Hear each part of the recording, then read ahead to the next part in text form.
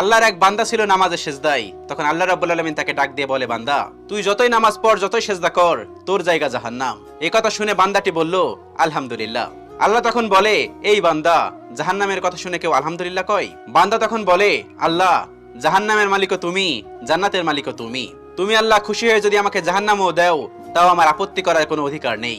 আল্লাহ তখন বলেন, বান্দা, জাহান্নামে গেলে তুই পুড়ে যাবি, তোর খুব কষ্ট হবে।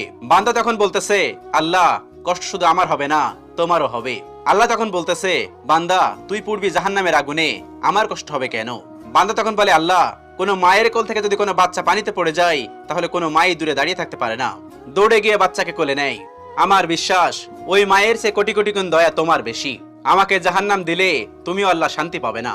আল্লাহ তখন বলে, বান্দা, এই দলিল তুই কই পাইলি?